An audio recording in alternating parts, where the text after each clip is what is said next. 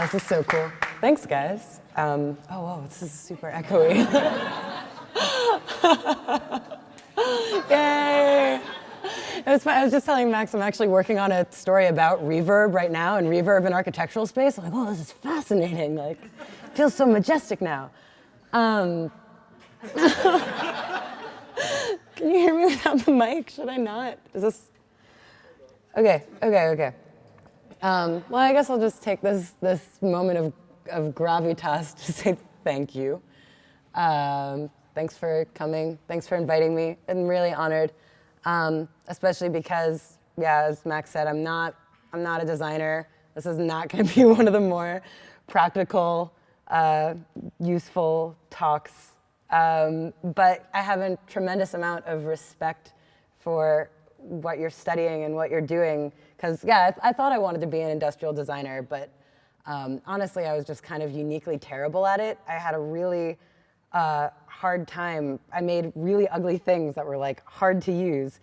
And so it gives me, yeah, a tremendous amount of respect for you and for the existing objects and design around us, which is part of why I ended up working for this show called 99% Invisible. And I've been working there for 3 years, and I've spent the last 3 years interviewing people about objects. And so this means that I've talked to designers and makers on the creation side, and I've talked to a lot of curators and professors to take a historic angle, to kind of analyze objects long after they're made. And I found out that on the creation side of things, the idea in design is often to take as steady and timeless an approach as possible. Often the objective is to make a thing that is as appealing as it can be for as long as it can possibly be. But on the historic perspective, I've seen that everything is a product of its time, and to survive, it gets modified, or attitudes around it shift, or it dies and fades away. So what I've learned from the studying and staying power of design and architecture is that everything changes and nothing stays the same. Which sounds like a really obvious trope when you think about the stories of people and human lives. But I have found it shocking the degree to which, over the course of time, objects and designs put out in the world take on new lives. It could be endlessly reinterpreted and re-understood. I mean, it's something which architectural and art historians sometimes refer to as iconographical drift. It's constantly sort of shifting depending on where it's used, who's using it, what purpose they're using it for. That is architectural historian Christy Anderson of the University of Toronto. And this phrase she put forward of iconographical drift is something I'm going to keep coming back to, and I think it's really interesting. In that example, this talking about iconographical drift and things that shift and change over time, she's talking about this shape. The shape is like a four-leaf clover, would be in its simplest form. It's called a quatrefoil.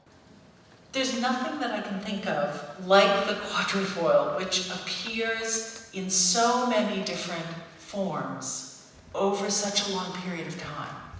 And so it's a shape, and there are lots of different variations of it. Like that's also a quatrefoil. You know, it's like a sponge. It just sucks up meaning, however you want it to be used. And this is a barbed one, also a quatrefoil. And so although it's gone through a lot of what Professor Anderson calls iconographical drift, it has always implied like a sort of fanciness about it. Even on a garbage can. Here are some examples of the shape that I found all around San Francisco and Oakland and Berkeley. And if you just look around, the shape is kind of everywhere. You'll see it anywhere you see great Gothic Revival building. The Cathedral of St. John the Divine in New York, Washington Cathedral. You will also see it in domestic architecture in the great, as they're called, cottages down in Newport, Rhode Island. And also, it's a hallmark of mission-style architecture here in California. And this is the facade of Reims Cathedral in France, but you also see it in Gothic Revival architecture in the National Cathedral in DC. So where did it come from? What's with this shape? That kind of organic shape that comes out of a geometrical form almost all of them have some kind of Islamic origins, partly because of the great mathematicians who were working on early Islamic architecture. So there the shape is in the Fountain of the Alhambra in Granada. And a lot of Ottoman mosques were actually quatrefoil shaped. It's like this, the whole thing was quatrefoil shaped. They loved the shape, but most of the time it was decorative. There it is in the Hagia Sophia in Istanbul. And so you see it in a lot, it kind of starts in these Moorish style architectural buildings because they were eager to use these complicated shapes. And you might think that doesn't really look like a complicated shape, it looks kind of like a simple shape. But it's deceptively difficult because you really need a compass and tools and calculations to make it well. Like, you know, a circle is really hard to draw, but 4 interconnected even circles are really hard to make. And yeah, even drawing it is hard. I tried to draw it. I'm terrible at drawing, which is one of the many reasons that I didn't get into design. I happen to be dating a cartoonist who's very good at drawing, and I asked him to give it a shot, and it's still really bad. So you can see the quatrefoil is really hard to make. The fanciness of the shape is because it requires a certain amount of mathematical skill, but also craftsmanship. You know, they could have used much simpler forms. They could have used simple diamond forms. You're seeing something which really shouldn't be made out of stone. I mean, it's hard. It's a hard and difficult form to carve out of stone. And so it kind of starts as this Islamic shape, and then it gets transferred along the Silk Road, and then it gets adopted into Gothic-style architecture in Europe, in European churches, because, again, churches were wealthy enough to afford this fancy shape. They were some of the only institutions that could hire good enough mathematicians and masons to forge this shape out of stone or metal. So there it is in the Lincoln Cathedral in the UK.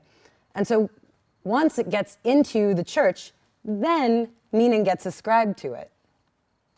All you have to do is start to think within the Christian tradition of anything that was in the shape of, say, the 4 evangelists. So it can take on Christian meaning after that. But then you also see it in secular fancy buildings like the Doge's Palace in Venice, and in secular buildings now, like the Chicago Athletic Association building, which is very clearly like an elongated version of the Doge's Palace, which is really funny. And not to mention like the trash cans in San Francisco. And they're huge in interiors. And so it's like, why did this shape catch on in such a big way? Why did it become so popular? I'm sure people who use the quatrefoil now will not sit there and recount to you this long thing that I've recounted to you about Islam and metalwork and all of this. But you know, they have the association of oldness, of opulence, of something slightly exotic, something natural but not natural. And so yeah, it's like kind of a hot shape right now. If you look, it's like big on Pinterest, big on Etsy. And actually, so the radio show I work for used to be housed within this architecture firm. And I was working one day and I looked over at my neighbor's desk, and she was designing the interior of this big hotel, and she was working with a lot of quatrefoil shapes. And I was like, Brooke, why are you using so many of these? And she said, I don't know, there's a formality to it. You can tell there's a history, even if you don't quite know what it is. And this sort of non-architectural use of the quatrefoil dates back to the industrial era. The Egyptomania craze, and it was kind of like hearkening back to simpler pre-industrial times, because while all of this industry was happening in Europe and the eastern United States, at the same time they were discovering all of these tombs and kind of romanticizing about a simpler, earlier pre-machine era. In the second half of the 19th century, there was a kind of flourishing of architects and designers who created pattern books of designs which could be used by architects, masons, craftsmen, really in any field. So it didn't matter whether you were doing painting or tile work. These were encyclopedias of design, of which the most famous one was the Grammar of Ornament, which was published by a man named Owen Jones. So this is a page from the Grammar of Ornament by Owen Jones, and he was an architect who kind of like went on this whole Egyptomania, you know, old-timey romanticism craze and traveled all around the world, basically just observing patterns he saw in, this is a Byzantine page that he found. These are patterns he found in China. And it kind of transformed the whole way design was created, because suddenly these shapes and these forms were completely stripped from their context. And now they're just patterns on a page. Like, this could have been made out of fabric. This could have been made out of tile work. Now you don't know. Now it's just patterns. Now it's just up to you to use your imagination. So he just disconnected them from their original function, and they were all just shapes for the taking. It was particularly Owen Jones's work, The Grammar of Ornament, where the Quatrefoil had a very important place, was part of a number of different pages on Ornament, was repeated over and over again, and certainly sort of spurred on the interest in this form in the later 19th and early 20th century. And so the book took the form away from any country or movement, and it was kind of this like equalizing or homogenizing or appropriative effect. And in his intro to the book, Jones lists these 37 propositions for what makes good decorative design. And they're really like wordy and flowery, but to sum it up, one of the propositions, called Proposition 13, more or less says that the best designs imply nature, but keep with what he called Proposition 8, the idea that all ornament should be based upon a geometrical construction. And what better shape to embody this than the Quatrefoil? It looks a little bit natural, a little bit flowery, but it's still a geometrical construction. And so it has, according to his propositions, this like viscerally appealing element. And so the shape is fundamentally appealing and embodies that kind of like vague, exotic luxury, which is why fashion houses are now clamoring over it. So Louis Vuitton had a lawsuit over it. David Yurman, the jeweler, tried to trademark the word Quatrefoil. And Van Cleef and Arpels is really litigious over it. They're all fighting over this shape, which wasn't designed by anyone. Rather, it's used by designers to decorate or to organize their products. It just happens to be susceptible to new meanings and new contexts. My friend said it's like the tofu of ornamental design. It just kind of like works wherever you put it. And so designers didn't plan for this drift. Designers were kind of part of this drift. They brought this shape, this vessel, to new places and new meanings. So I wanted to use this as kind of a case study, this idea that drift happens, and sometimes in more obvious ways, like the skull and crossbones, the Jolly Roger. The skull, you can see it there at the bottom, here. There it is. You can see it at the bottom of the cross. And it used to represent the skull of Adam, the original sin at the foot of Jesus Christ. But then sailors started using it as a shorthand in captain's logs, drawing it next to the names of sailors who had died. And then pirates start to appropriate it, because it means death on the high seas. And then when we start thinking of pirates as like old-timey and quaint, you get stuff like this. Aw, kids' water bottles. Like, that's so unthinkable. Like, it would, yeah, it doesn't mean poison. It's supposed to be cute. But this is also kind of a similar situation. It's not always, there are practical implications of drift. It's not always like this symbol gets diluted into design ornament, or like symbol gets kind of shuffled around. Maybe some corporation will take on the Quatrefoil and give it new meaning as a logo, or make it a shorthand for something. Drift can bring certain objects to the fore and turn them from actual decoration to tool, like with this. The hashtag helps people gather, helps movements form, helps products sell, and we see it around us we see it all around us in front of our words.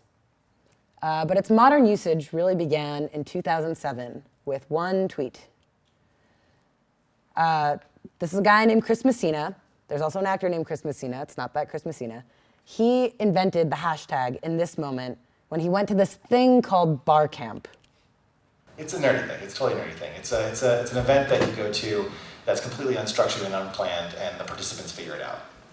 And so, I don't know. I don't really want to explain what bar camp is. I don't quite know what bar camp is. But it's basically Yeah, so he had to, it was this event where the users kind of figure it out, and he wanted to use this as an organizing tool. Like, clearly he didn't invent the symbol. There was already stuff that was using the pound sign before him, but he was using it in this new way. I was putting pound symbols in front of my words, and people were like, I don't understand what you're doing. You're putting all this strange punctuation in front of your stuff, and it looks dumb. But it worked for Barcamp. And then it really caught on a few months later because Chris had a journalist friend who was covering this fire that had broken out in San Diego, and he was live tweeting about it, but he kept putting San Diego fire in all of his tweets, and Chris sent him a message and said, hey, why don't you make this one word, put a hashtag in front of it, or put a pound sign in front of it, and then it will help people organize, and it will make it more easily findable, because that makes it more one uniquely searchable word. And so he did it, and the hashtag San Diego Fire became the first hashtag on Twitter. And the word hashtag came about because hash is the British word for pound sign, and they kind of were tagging it on things, so that got combined into hashtag. And then Twitter linked it to search. It took like 2 lines of code, and then it became the hashtag that we know today, which has become so widely spread that it is outshining all the other uses that the symbol used to have.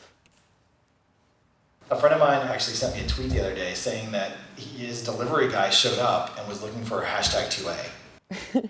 So it used to be a number sign. It used to have a lot of meanings. It was a number sign. It used to mean checkmate in chess. On Swedish maps there, it means Lumberyard. And it comes from this Latin unit of measurement called libra pondo. And these 2 words are interchangeable.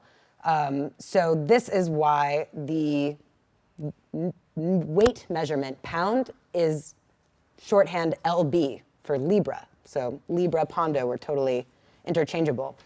So Libra was shortened as LB. And then when people would write the letters LB, they would put a little bar across the 2 letters to show they were connected.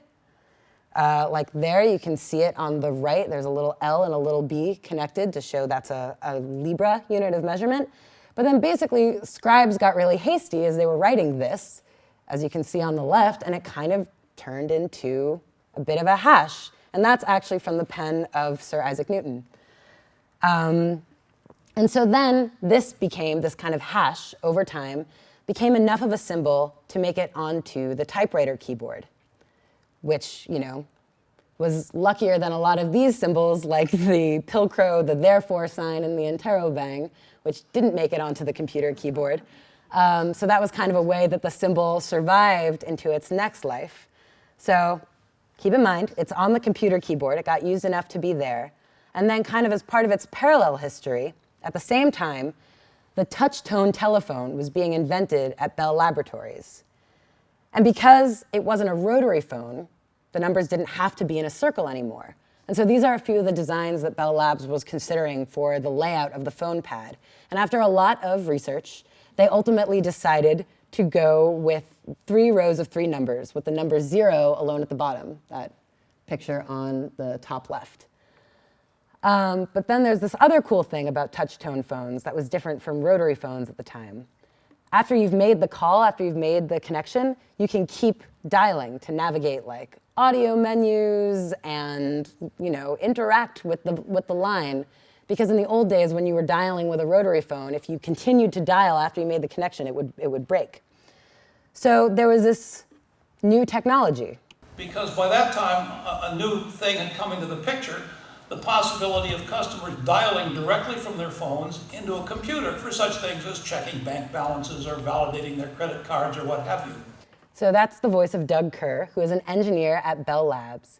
And he knew we'd want to navigate automatic message systems and directories over the phone, and that we'd want a few non-numerical options. And so he proposed, why don't we add extra keys on either side of the 0 on the keypad? And so Bell Labs was like, great, let's make it pretty shapes. Let's put like a 5-pointed star and a diamond.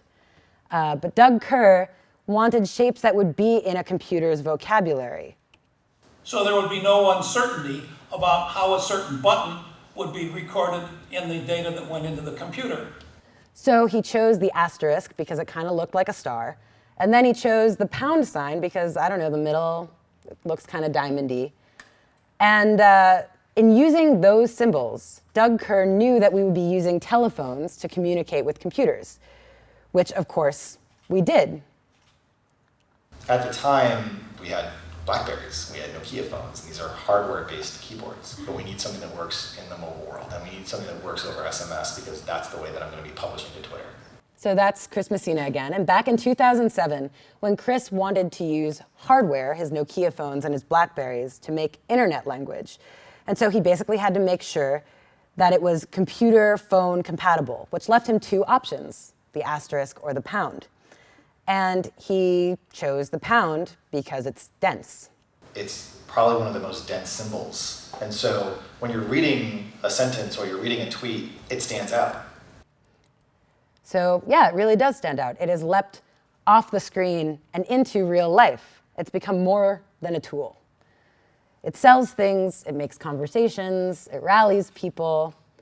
It's part of a common parlance. And I think it's so funny that people like wear it on shirts because you're not going to categorize that. It's like, it's become part of the way we talk as well.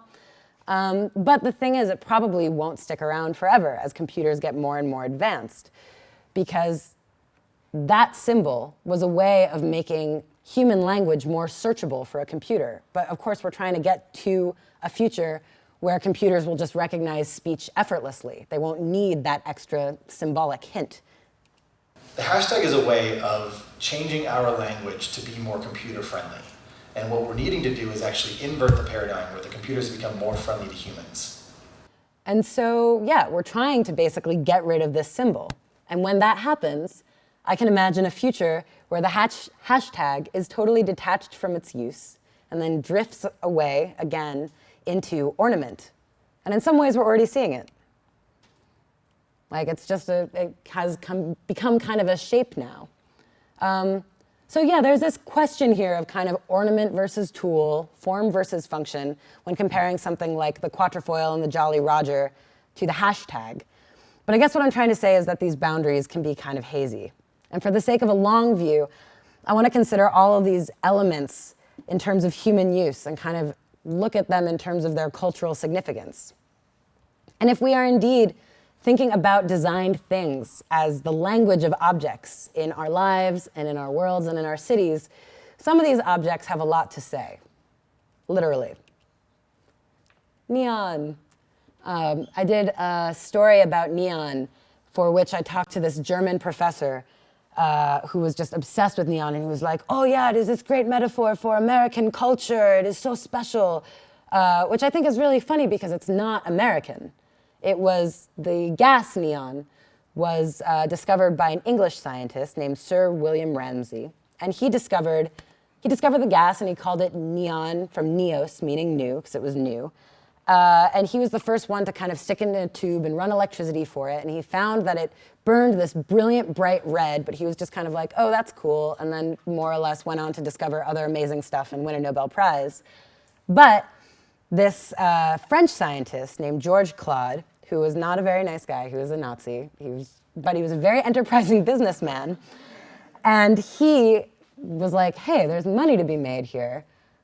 I can sell this stuff. And so he created a company called Claude Neon, and he started to sell this new technology. The first neon sign ever was a barbershop in Paris. And just as soon as people saw it, they were like, what is that? I need that. And it spread like crazy. And there's this whole rumor that the first neon sign in the US was in LA, but now that's contested, so I don't know. It started somewhere in California, basically, and spread across the United States. In 1930, there were 20,000 signs in Manhattan and Brooklyn, and it was the lap of luxury. It was new, it was glamorous, and neon became the symbol of life in the big city. So this is Times Square in the 50s, and you can hear the neon enthusiasm over time in music. So there's this song by Peggy Lee. I'm going out where the neon signs shine down on the avenue. I'm going out with the neon signs, and I'm going to shine like neon. And so, yeah, neon was like this exciting new thing, but that was kind of when cities were this like exciting, you know, center of it all, the place to be. And basically, white flight depletes the urban environment and resources become scarce, neon flickers, and the city kind of becomes seedy, and neon signs kind of get that seedy connotation with it. And so it becomes a sign of desperation, of loneliness, this kind of sad monument to late capitalism.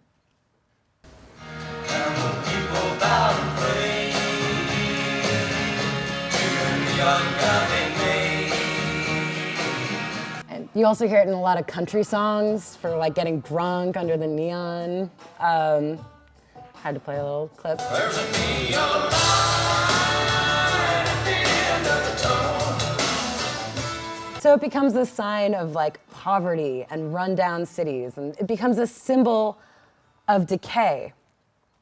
And in a lot of City Beautiful projects and reimagining urban environment projects, the neon signs were actively taken away. There were campaigns against them. Because the thing is, a neon sign is really hard to fix. If a neon sign goes out, you can't just buy a replacement, you can't just screw in a new bulb, because neon is actually a real art. And the way you make a neon sign is through the art of neon tube bending. That is a tube bender named Shauna Peterson, who I met in Oakland. She is actually really busy right now with a lot of neon projects. When I met her, she was working on a piece for LL Cool J for his Lip Sync Battle TV show. Because neon's really hot again right now. But she is a tube bender, which means she takes elements from the air we breathe, like neon gas and argon gas, and she traps them in glass, and she runs electricity through them. And it's kind of magical. It's this really labor-intensive, skilled process. And she can only do them by hand. I mean, if you see any neon sign, even those like cheap open signs at liquor stores and gas stations, they were all made by hand. Like some are made in China and some are like coated with a cheap plastic covering, but there's really no other way to make neon other than this like process. And so when neon breaks or flickers out, it's expensive to replace, and it's usually replaced with LED lights or video screens. And Hong Kong is losing a lot of its famous neon signs, and New York is losing a lot of its neon signs. Like there's Times Square right now. It's mostly screens, it's mostly LEDs. You know, and the argument is like, well, why should we keep neon signs around? Like, why should a business pay to maintain like a cool looking vintage sign if it's not even for their business? That makes it kind of more art than signage. It's not practical anymore. And so in a weird way, neon has become an art. Now it represents craftsmanship and style tinged with a little bit of nostalgia. And so now we mostly see it in interiors, in shops and offices and businesses. There's one that Shauna did for the North Face store in San Francisco. And other than LL Cool J, most of her clients are corporate chains now. That's the art department at the Airbnb headquarters. Thank you. And so Shauna also made this. And so yeah, when you see neon today, it's mostly in kind of like a decorative interior design context, which might sound a little like precious and artisanal or whatever, but this just might be the way that the neon craft survives as it drifts into its next life, whatever it may be, wherever it drifts. I just thought that sign was like perfect for the idea of drift and for flowers that might bloom tomorrow. So it's interesting, there's this like dialectic of how we assess these design elements and how we repurpose them. And the question is like, do we shape them or do they shape us? And they're inanimate, like of course humans shape them, we shape them. But it happens over a period of time. And so these objects and these symbols are kind of a dialogue between humans of the past and humans of the future as we kind of build and redefine our collective knowledge. And because drift directly affects the way that we relate to each other and the cities around us, like in the example of neon, changes in the use of neon evidences changing populations in cities, which changes the suburbs, which changes race dynamic, economic systems, public transit accessibility, blah, blah, blah. But it all kind of gets encapsulated in this design object. So now neon is back in style, and urban life and this idea of authenticity and craftsmanship is also like back in style. And who knows, maybe neon, this is just a temporary revival. Maybe neon will just rust and flicker out again. Who knows? But even if it dies, even if it goes away, that's not necessarily the end of the story. Because cities, like living things, like all living things, evolve slowly over time. Because things get added and removed from the urban environment, and some things get left behind. Like there are these little vestigial parts in the same way that humans still have tailbones and whales still have pelvic bones. Cities have pipes that lead to nowhere, and neon signs that don't light up, and stairs that lead to nowhere, and telephone poles without wiring. Stairs like this that lead nowhere. There are these little like architectural remains and little vestiges all over the cities. And sometimes they crumble or get removed or, get turned into something else. But sometimes they stay. And sometimes they get maintained. They get cleaned or they get painted just because they're there. So like, and sometimes they're hard to find. Like, see this, like, clearly this was, there used to be a stair that went up there, but they were like, oh, the stair went away, let's put a plant on it. And like someone's maintaining that plant, someone's watering that plant and that thing that shouldn't be there. So now it's like this useless door, but someone's like, hey, let's make it a window. So same thing with this like nice looking fence that doesn't fence off anything. So these things. In 1972, a Japanese artist named Akasegawa Genpei was taking a walk on his lunch break, and he found a stairway like that, similar to that, and it led to nowhere. But he found that a little part of the railing of it had actually been like repaired, like someone worked to fix it, even though the stair didn't lead anywhere. And he was really intrigued by that. And he wrote down in his notebook, capitalism doesn't allow for this sort of uneconomical thing. Everything in our capitalist society has to have a purpose. So where does that leave this particular staircase? Could you even call it a staircase? Of course you can. You can only call it art. A work of art shaped like a staircase. And so he noticed more and more of these kind of like useless, weird city vestiges all over Japan, especially because in the aftermath of World War II, especially in Tokyo, so much had been rebuilt so quickly that there wasn't a lot of time to get rid of some of the old destroyed buildings.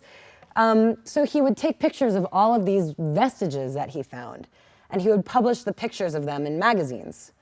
And then readers would send him pictures of these vestiges that they found. And Akasegawa would look at these submissions, and he would really examine them, and he would try to determine, okay, is this thing really purposeless? Like, is it really doing nothing at all? Like, arguably, this one, it's like holding up a planter. Like, it might not be entirely purposeless. So he wanted to make sure things were really purposeless and they were actually being maintained. And he would publish these articles where he would publish people's found photographs, and he would say, is this maintained? Is this useless? And if it was both completely useless and maintained, he would call it a Thomason, named for Gary Thomason, who played for the LA Dodgers and the SF Giants, and then later on in his career got snatched up by the Yomiuri Giants, who were like the Yankees of Tokyo. They were like this big, splashy team, and they had a ton of money. And so they decided to hire this slugger who was like a little past his prime. And that's his Yomiuri Giants baseball card.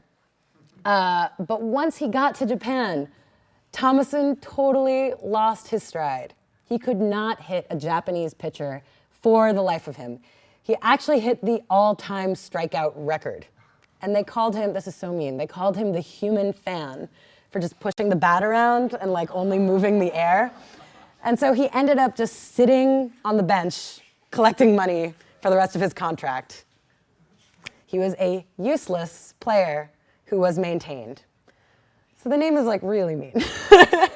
But Akasegawa, actually kind of came up with that name because he was a baseball fan. He was like a fan of Gary Thomason. He was kind of rooting for him. But he didn't expect that the book would get translated and that the name would spread.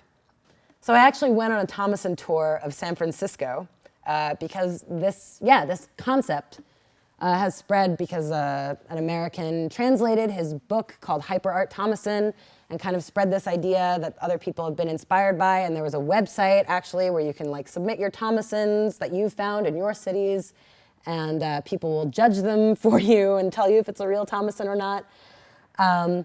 Actually, this is interesting. One day on the Thomason website, they received a submission that was a picture of just a giant middle finger, and it was from Gary Thomason's daughter.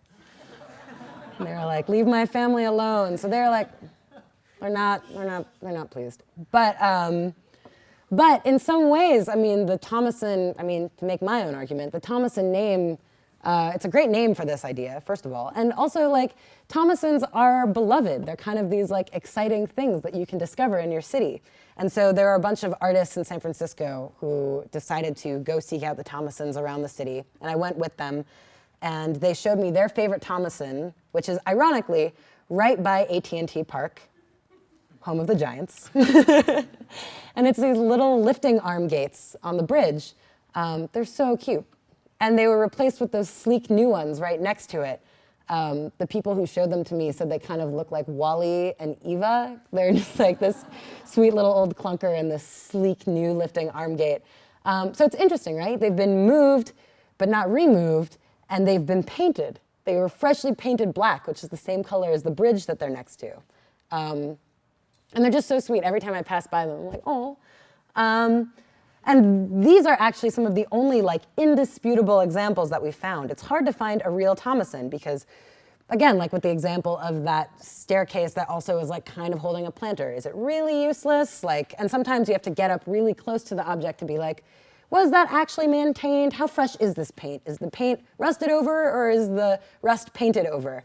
There's a like kind of a discourse involved. And you need to take your time.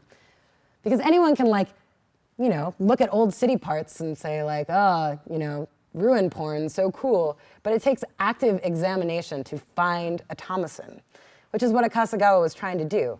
He's trying to get people to look up close and not just like walk by. So yeah, the name is mean, but it has enshrined Gary Thomason and immortalized him in the land of the eponym with Cardigan and Sandwich and Colt and Everest, all named after people. Because Thomasons bring joy. And they have, yeah, you can find them in your city all around you. They're little treasures in our urban landscape. And the funny thing is, I like to kind of bring this up near the end because there's the potential for all designs to become Thomasons. And in that sense, kind of find new purpose in their own purposelessness. Like, for example, I've seen quatrefoils in abandoned buildings in Cuba that have been repainted. And in San Francisco's Chinatown, I saw neon signs that have been fixed but don't have electricity running through them. Even hashtags, in a sense, have become Thomasons. So everything has the potential to kind of drift in and out of meaning, is what I'm saying. And that meaning changes. So it kind of seems like I'm at this industrial design seminar telling you, industrial design students, that your work can't last and intentions don't matter. But what I really mean is that use always falls by the wayside or changes. And what remains is form, is a vessel that drifts precisely because it's particularly susceptible to adaptive reuse. So my unqualified, undesigner advice would be to take the long view in your work. Consider ways to design objects, forms, and symbols that are particularly well suited for drift. Because the painstaking works of art and design that we erect and labor over will go through ebbs and flows, just as we, in the course of our lives, will be loved, hated, in style, out of style, and constantly, constantly made to adapt. Thanks.